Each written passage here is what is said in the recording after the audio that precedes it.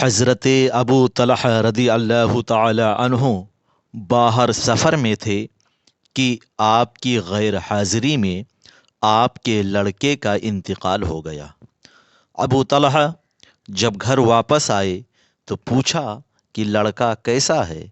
آپ کی بیوی حضرت ام سلیم نے جواب دیا کہ آرام میں ہے۔ یہ کہہ کر ابو طلحہ کے آگے کھانا رکھا۔ جب کھانا کھانے سے فارغ ہوئے تو ام سلیم بولی کہ ایک مسئلہ تو بتائیے، میرے پاس اگر کسی نے کوئی امانت رکھی ہو اور کچھ دنوں کے بعد وہ شخص اپنی امانت طلب کرے تو کیا واپس دے دینا چاہیے یا نہیں؟ حضرت ابو طلحہ فرمانے لگے، یہ بھی کوئی پوچھنے کی بات ہے، فوراً واپس دے دینا چاہیے۔ ام سلیم نے کہا، اور واپس دے کر اس کا کوئی رنج و غم تو نہیں کرنا چاہیے؟ ابو طلحہ بولے، نہیں۔ وہ بولی، تو پھر سنیے، ہمارا لڑکا جو خداوند کریم نے ہمیں امانت دی تھی واپس لے لی ہے اور لڑکے کا انتقال ہو گیا، اب صبر کیجئے گا۔ ابو طلحہ نے یہ خبر سن کر صبر کیا اور رات گزارنے کے بعد صبح حضور صلی اللہ علیہ وسلم کی خدمت میں حاضر ہوئے اور حضور سے سارا ماجرا عرض کیا۔ حضور صلی اللہ علیہ وسلم نے فرمایا، خدا تعالیٰ آج کی رات تمہارے لیے بابرکت کرے۔ چنانچہ ابو طلحہ کو خدا تعالیٰ نے ایک لڑکا عطا فرمایا۔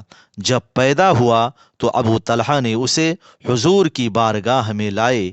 حضور نے اس کی پیشانی پر ہاتھ مبارک پھیرا اور اس کا نام عبداللہ رکھا۔ عبداللہ جب تک زندہ رہا حضور کے ہاتھ مبارک پھیرنے کی جگہ یعنی پیشانی بہت نورانی اور روشن نظر آتی تھی۔ میرے عزیز دیکھو، صحابہ کرام مرد اور عورتیں سبھی اللہ کی رضا پر راضی رہتے تھے اور ان کے منہ سے کبھی کوئی خلاف شرع آواز نہ نکلتی تھی۔